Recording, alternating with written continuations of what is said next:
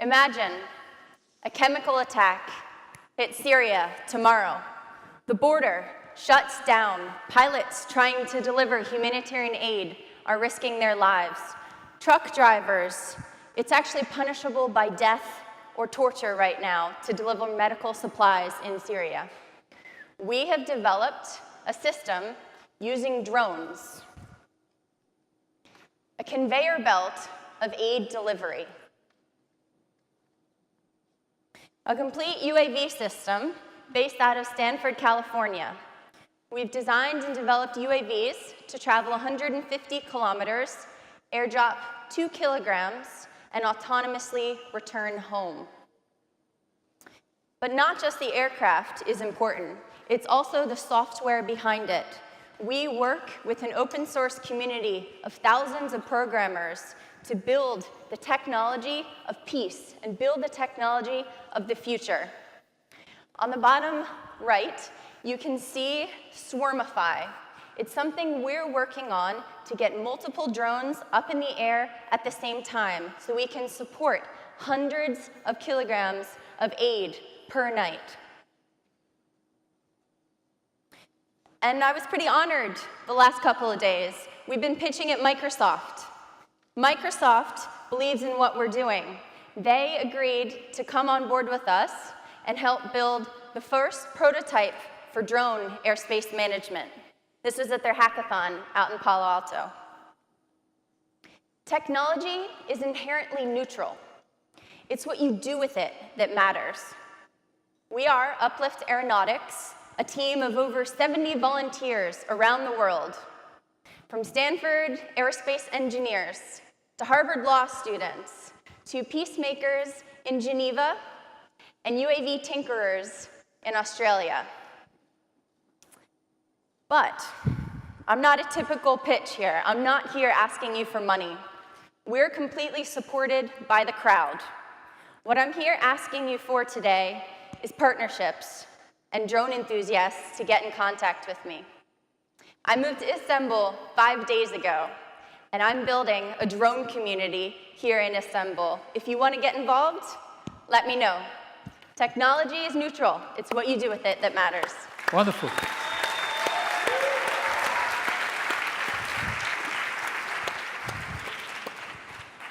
So, how many pounds are involved in a typical humanitarian relief effort?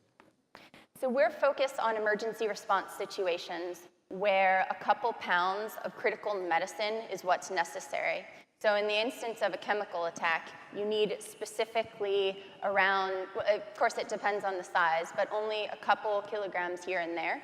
Whereas if you have a system, a conveyor belt of drones, each carrying a little bit, but together as a swarm, they can make a real difference. And how does that work? So the drone takes off. No, I mean, do the math for me. The math? Yeah. So what size attack? No, number of, the payload versus medicine versus, I mean, what do you have in mind? So one of our drones carries 2 kilograms, which is about 4.4 pounds. And in terms of scaling up from there, we can carry, per launching station, we can carry 500 pounds per night per station. That's 2 to 3 people, and then you grow from there, however many stations you'd like. Okay, thank you. Andrea? Very interesting. Thanks for being here today. Thank you. Tell me about this. Why do you think, like, what's your goals going forward? Like, what are your challenges? You've raised 45,000. What's your milestones that you're trying to hit next? Right now, we're perfecting the technology because you can't bring imperfect technology into a conflict zone.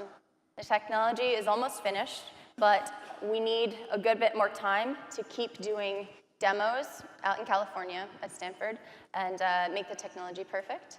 We are also looking for partners who can help us with a lot of the politics, specifically here in Turkey, because we'd love to go flying in a couple of months and test this and start delivering aid, but we have to make sure we go through all the appropriate channels.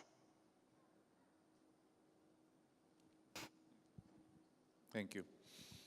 What is at this moment, what is the largest obstacle that you're encountering and how to solve it? The politics. Politics.